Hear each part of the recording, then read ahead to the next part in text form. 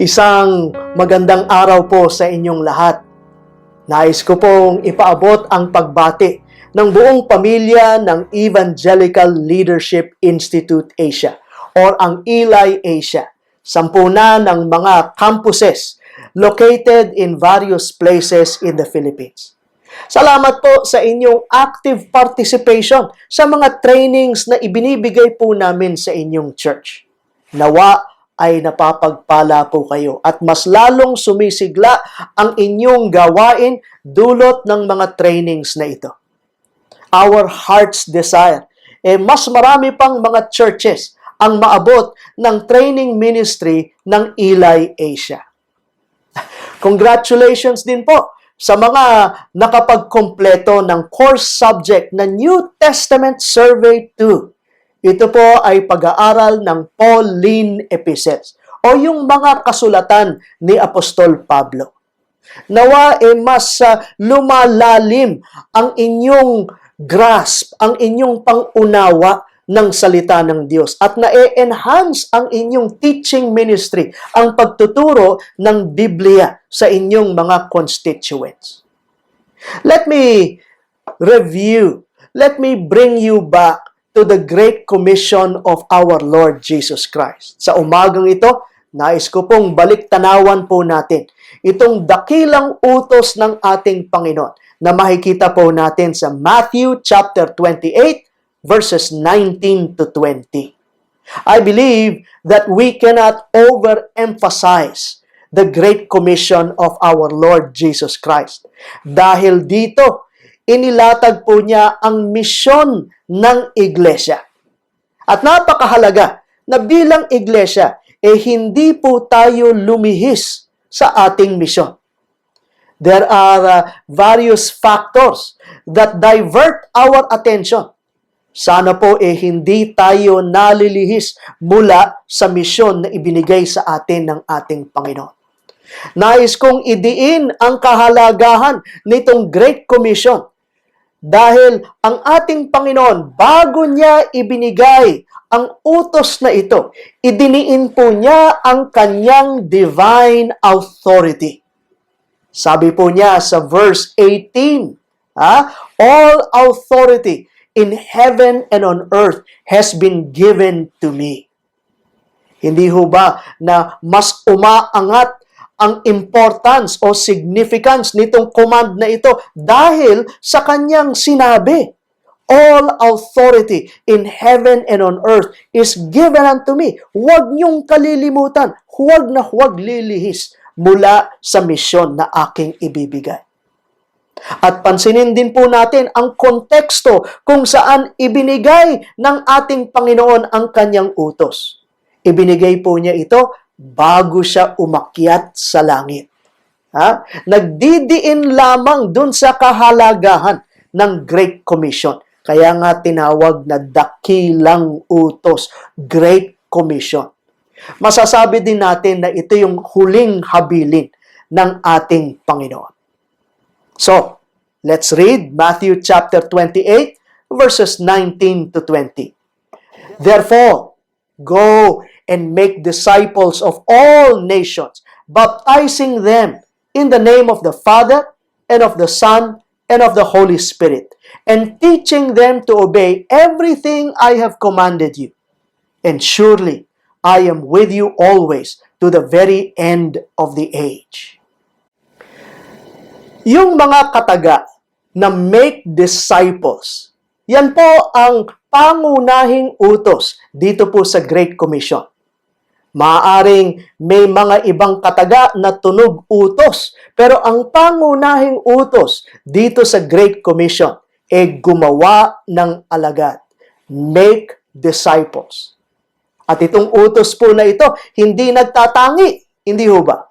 Kaya tayo ay babae, lalaki, matanda, bata, full-time sa ministry o hindi, no exceptions to the rule. This command is issued to all believers. Lahat ng mga mananampalataya ay inatasang gumawa ng alagad.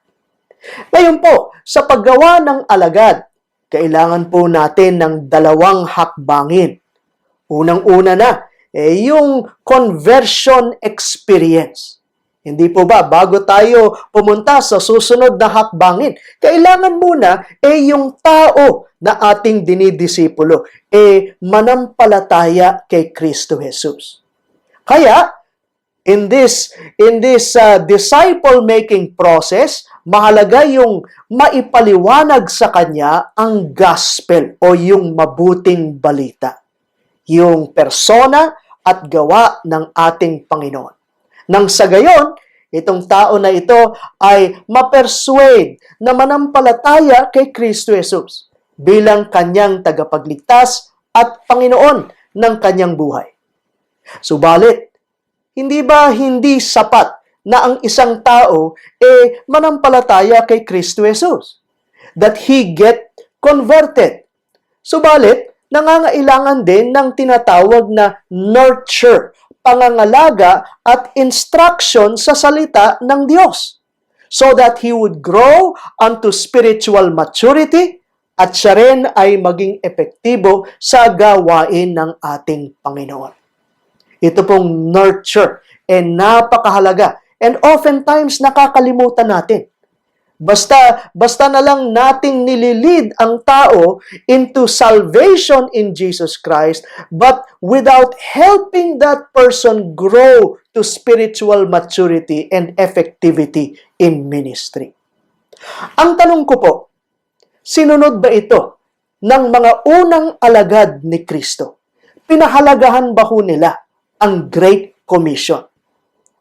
Sinunod ba ito ng unang iglesia? I'd like us to examine ang isang passage of Scripture kung saan makikita natin ang passion ng isang tao, ng isang apostol sa paggawa ng disipulo. Ito po ay makikita natin sa unang Thessalonica, chapter 2, verse 6, the second part, all the way to verse 12. At ito po ang siyang pag-aaralan nating teksto. 1 Thessalonians chapter 2, verse 6 to verse 12. As apostles of Jesus Christ, we could have been a burden to you, but we were gentle among you like a mother caring for her little children. We loved you so much that we were delighted to share with you not only the gospel of God, but our lives as well, because you had become so dear to us. Surely, you remember, brothers, our toil and hardship. We worked night and day in order not to be a burden to anyone while we preach the gospel of God to you. You are witnesses, and so is God, of how holy, righteous, and blameless we were among you who believed. For you know that we dealt with each of you as a father deals with his own children, encouraging, comforting, and urging you to live lives worthy of God, who calls you into His kingdom and glory. Pinamagatan po natin ang mensahe na ito as spiritual parenting or disciple making in the local church. Sa passage na ating nabasa, i-describe ni Apostle Paul ang kanyang disciple-making ministry sa bayan ng Thessalonica. Ito pong bayan ng Thessalonica napapaloob sa probinsya ng Macedonia. Nung siya ay pumunta ron, naghayag po siya ng ebanghelyo ng ating Panginoong Hesus. Yung storya, yung mensahe tungkol sa persona ng ating Panginoon at yung kanyang mga accomplishments, yung kanyang mga nagawa, ang kanyang sakripisyo, ang kanyang pagkamatay at pagkabuhay na muli. And as a result, maraming mga tao ang nanampalataya kay Kristo Jesus. At si Pablo ay nakabuo ng isang congregation, ng isang iglesia, yung tinatawag na Church in Thessalonica. Subalit, si Apostle Paul, hindi po siya satisfied. Hindi sapat kay Apostle Paul na basta na lang makakita o makabuo ng isang iglesia. Ang nais po niya, itong mga bagong mga disipulong ito, lumago sa kanilang pananampalataya, lumalim sa kanilang ugnayan sa Diyos at maging kagamit-gamit sa kanyang gawain. Therefore, ani ni Apostle Paul, sabi po niya, naging nanay at naging tatay siya sa kanyang mga dinidisipuluhan.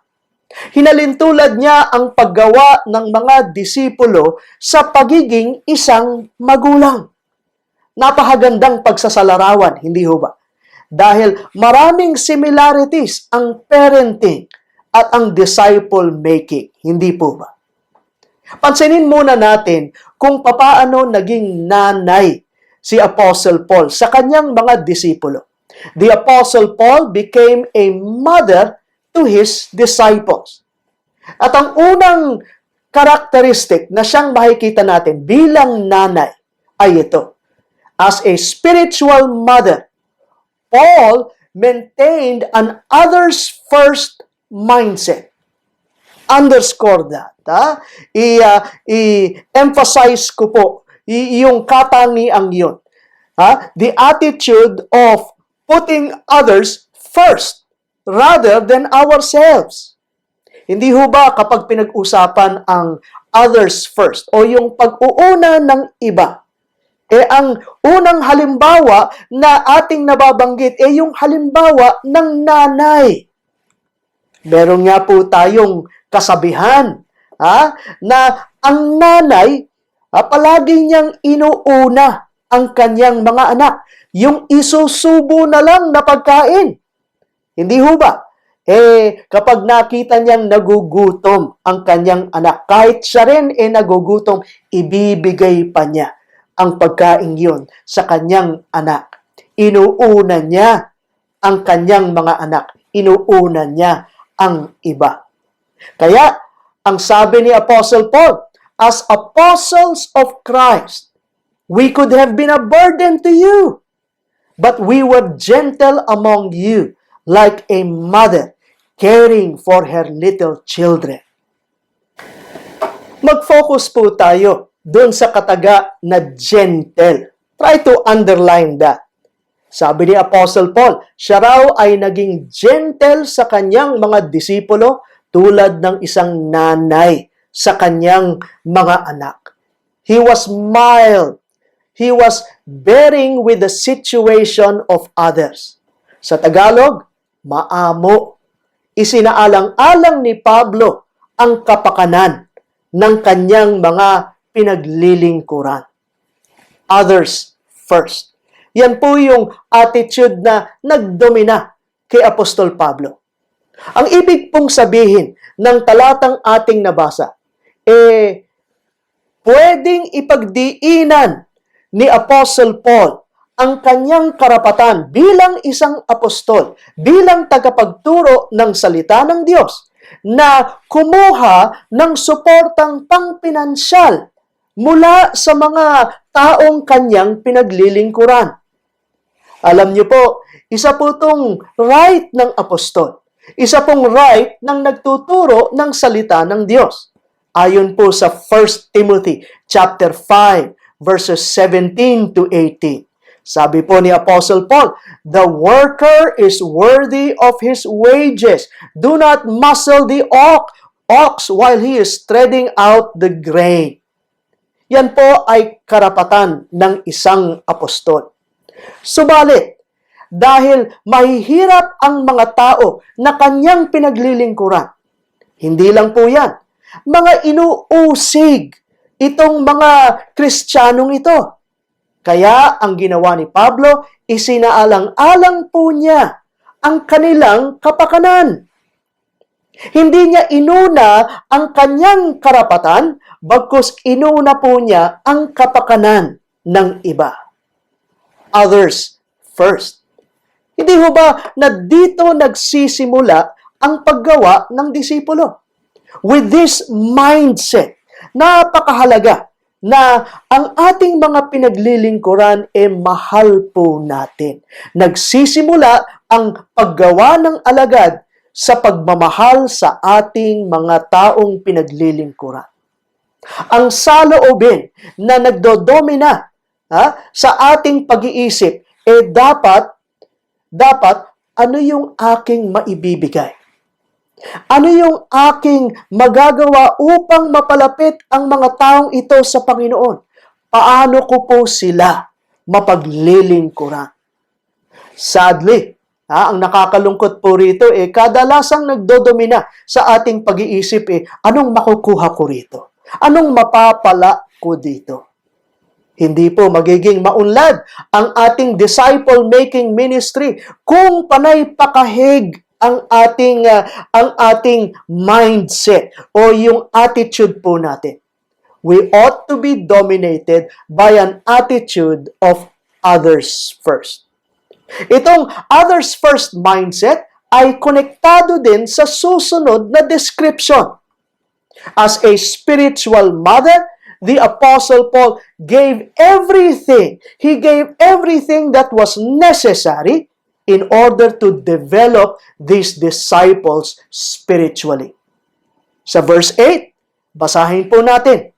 We loved you so much that we were delighted to share with you not only the gospel of God, but our lives as well, because you had become so dear to us. Napakalalim ng pagmamahal ni Pablo sa kanyang mga dinidisipulo. Hindi ho ba? That is quite evident dun sa kanyang pagsusulat. Sabi niya, we loved you so much.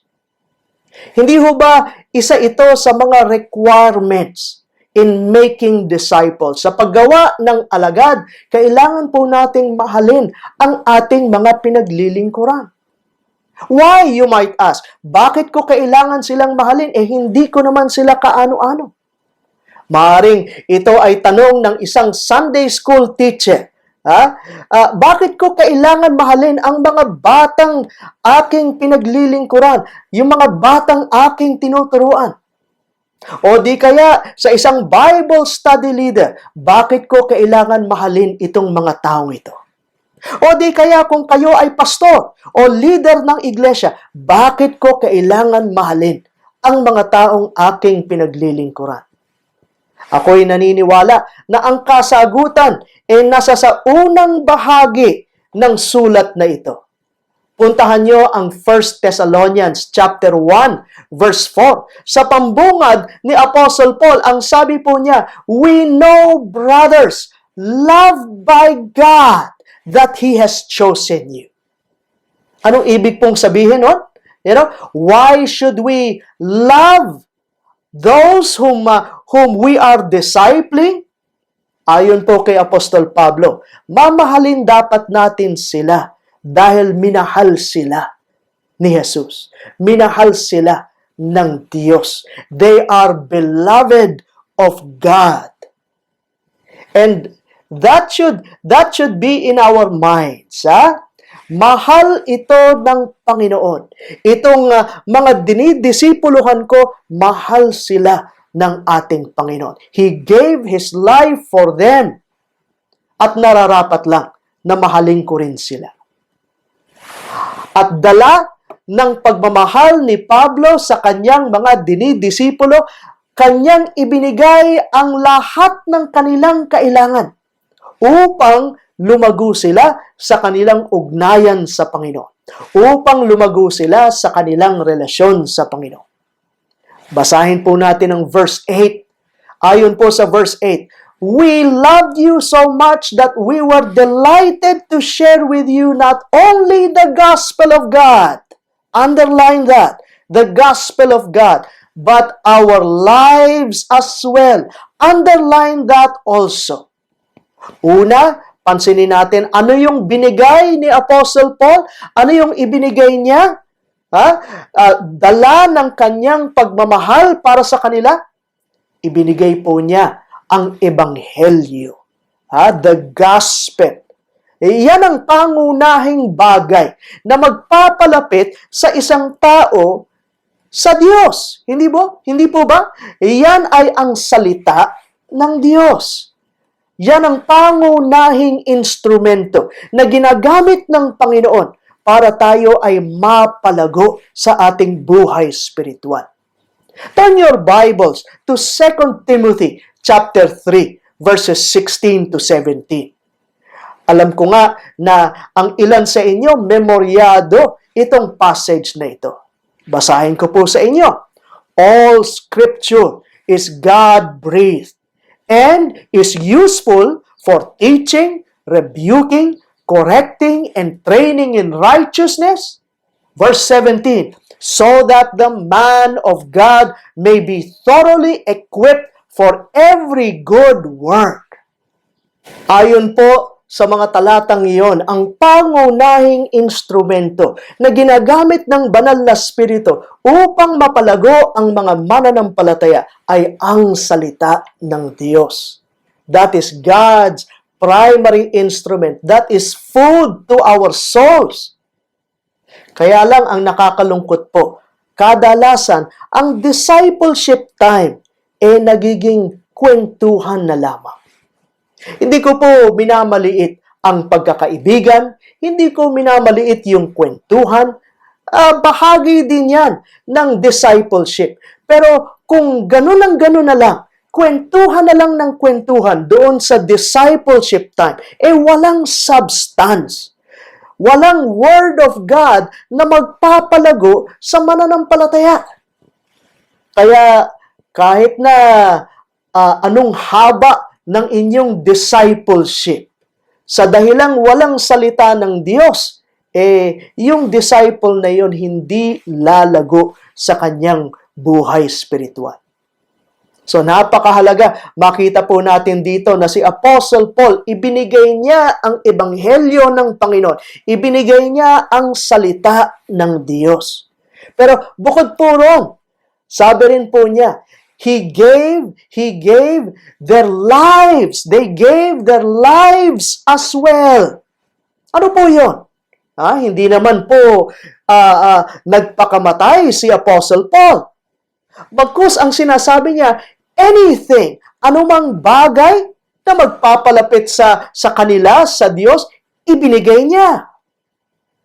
That may mean for us, our time, yung ating panahon. Sa discipleship, nagbibigay tayo, naglalaan tayo ng panahon para sa ating mga dinidisipulo. Naglalaan din tayo ng treasures. Not only our time, but our wealth, our treasures. Hindi ho ba gumagastos tayo? Mahal ang pagdidisipulo. Minsan gumagastos tayo doon sa pagbili ng materyales. Hindi naman palagi tayo humihingi sa church ng pera. Kadalasan nanggagaling yan sa ating mga bulsa. Yung pamasahe, pagpunta dun sa lugar na kinatitirhan ng ating mga dinidisipuluhan. Gasolina, kung kayo ay may sasakyan. All these things mean giving. The ministry of disciple-making is a giving ministry. Pero pansinin din po natin, kay Apostol Pablo, he went beyond giving. As a spiritual mother to his disciples, Paul sacrificed his rights so as not to be a burden to those he ministered unto. Sabi po sa verse 9, surely you remember, brothers, our toil and hardship. We work night and day in order not to be a burden to anyone while we preach the gospel of God to you. Nabanggit na natin na itong si Apostle Paul, sinakripisyo po niya ang kanyang karapatan na kumuha ng honoraria o kumita mula sa kanyang paglilingkod bilang tagapagturo ng salita ng Diyos. He waived his rights para hindi siya maging pabigat doon sa kanyang mga pinaglilingkuran. Kaya't, anong ginawa po niya? Kailangan rin po siyang mabuhay. Kailangan po niyang kumain. Ang ginawa po niya, ginamit niya yung kanyang skill, yung kanyang trade skill. Marunong po siyang gumawa ng tolda. Kaya, Ito yung ginamit niya upang matustusan ang kanyang mga pangangailangan. He made and sold tents. Dalawa ang kanyang full-time jobs. Hindi po madali. Hindi ho ba? Hindi madali sa isang tao na magkaroon ng dalawang full-time work. Kaya nga binanggit ni Apostle Paul doon sa mga taga-Thessalonica, you remember our toil. Ano po ba ibig sabihin ng toil? Ha? Ito yung working to the point of weariness. Yung bang nagtatrabaho ka, ha? At wala ka ng panahon para sa iyong sarili. Nagtatrabaho ka kung saan pagod ka na. Pero hindi po niya inalintana yun. Dahil mahal po niya ang kanyang mga pinaglilingkurang mga disipulo. Binanggit po niya yung experiencing hardships. You remember our hardships. Ang ibig pong sabihin nitong term na hardships, unusual exertion of energy. Kakaiba ang pagbuhos niya ng kanyang lakas upang magampanan po niya ang kanyang task, ang kanyang trabaho ng paggagawa ng alagad. Napakaganda ng sinabi ni Apostle Paul sa 2 Corinthians chapter 2 verse 15. Nais kong basahin po ito sa inyo. So I will very gladly spend for you everything and expend myself as well. If you love me more, will you love me less? Ayon kay Apostol Pablo, sa talatang yon, lahat daw ay kanyang igugugol para sa kanyang mga dinidisipuluhan. Ganyan naging nanay si Pablo sa mga alagad na kanyang dinidisipulo. Magandang alalahanin po natin ang mga nagpagal para tayo ay lumago sa ating buhay spiritual. Meron bang mga pangalan na nasa sa ating alaala? Meron bang mga taong ginamit ang Panginoon para tayo ay madala sa puntos ng ating spiritual lives kung saan tayo naroroon ngayon? O, maaring patuloy ang paglilingkod nitong mga taong ito. Patuloy na nagpapagal sila upang tayo ay lumago sa ating buhay spiritual. Nararapat lang na pasalamatan natin ang Diyos dito sa mga ginagamit po niya upang tayo ay lumago sa ating buhay spiritual at mas lalong maging Christ-like ang ating pamumuhay. Hindi lamang naging nanay si Apostol Pablo sa kanyang mga dinidisipuluhan. Siya rin ay naging tatay, naging ama. Paul became a father to his disciples. In what way? In what way? Well, let me share with you a description of him being father, as a spiritual father to his disciples. Itong si Apostle Paul, he lived a careful and morally responsible life. Let me repeat that. He lived a careful and morally responsible life. Ayon po sa verse 10, you are witnesses, and so is God, of how holy, righteous, and blameless we were among you who believed. If I were to sum up what disciple making is, it is setting the pace for others to follow. Minomodelo natin sa iba kung papaano dapat sumunod kay Jesus Christ.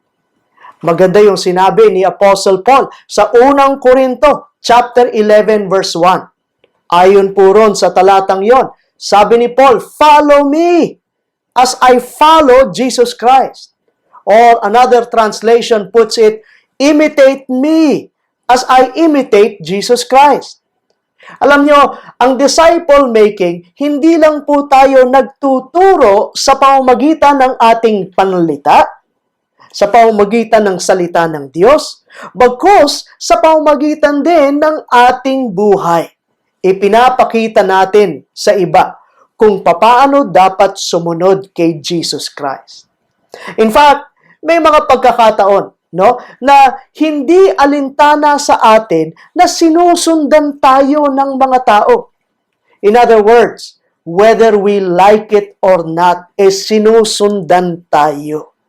Kaya, nararapat lang na maging maingat ang ating pamumuhay.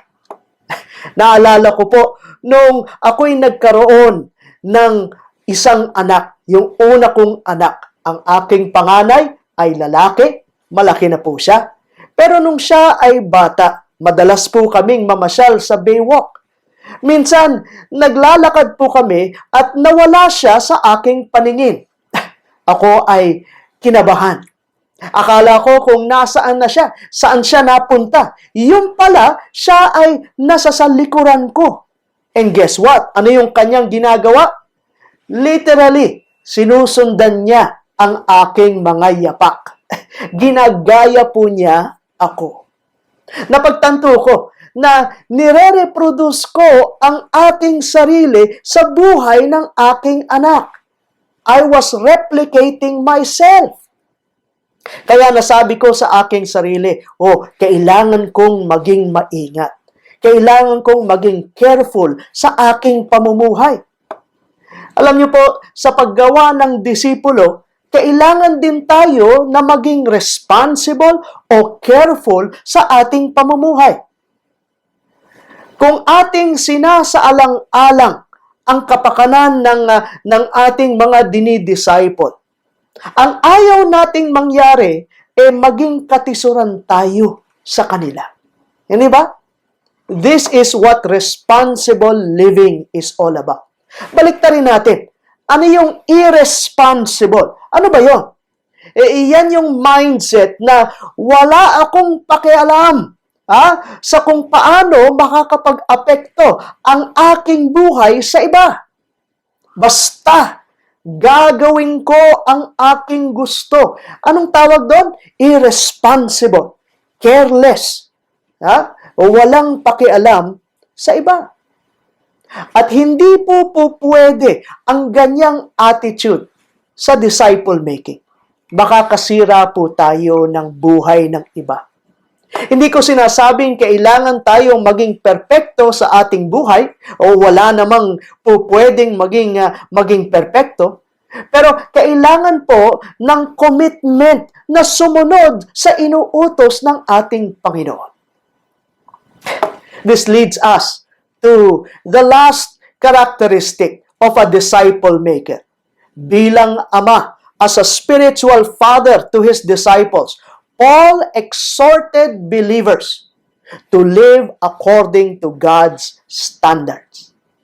Sabi po niya sa verse 11 and 12, "For you know that we dealt with each of you as a father deals with his own children, encouraging, comforting, and urging you to live lives worthy of God, who calls you into His kingdom and glory." Sa dahilang committed si Pablo na ipamuhay ang mga tuntunin ng ating Panginoon, nagkaroon siya ng credibility. Minsan ang tawag nga natin dyan, karapatan. Kaya niya ngayong hikayatin ang iba na mamuhay ayon sa kalooban ng Panginoon. Kaya niyang sabihan, sumunod tayo. Bakit? Kasi naroroon nakikita sa kanyang buhay ang pagsunod sa ating Diyos. Bilang mga spiritual na ama, kailangan ay maghikayat tayo o mag-inspire tayo sa ating mga dinidisipulo na sumunod sa ating Diyos. We set hearts aflame sa pamamagitan ng ating mga sinasabi. Let me leave you with some points of reflection. Unang-una, may mga tao sa ating iglesia o sa ating mga iglesia na nangangailangan ng spiritual guidance. Dinisenyo po tayo ng ating Panginoon na hindi tayo lalago sa ating sarili lamang, but we would need other people to grow in our own spiritual lives. Itong mga taong ito, itong mga bata o hindi pa mga nadidisipuluhang mga mananampalataya, they need mature Christians to parent them towards spiritual maturity. Kailangan nila ng mas mature na mga mananampalataya na i-guide, i-model sa kanila ang pagsunod kay Jesus Christ. Perhaps, the Lord is pointing at you, calling you to be that guide, to be that disciple maker for others. Isa pa, just one more point of reflection. Paul's manner of ministry is worthy of our emulation. Kailangan po natin siyang gayahin sa ating sariling disciple making ministry. How does our ministry measure? May God bless you and use us to make disciples of all the nations.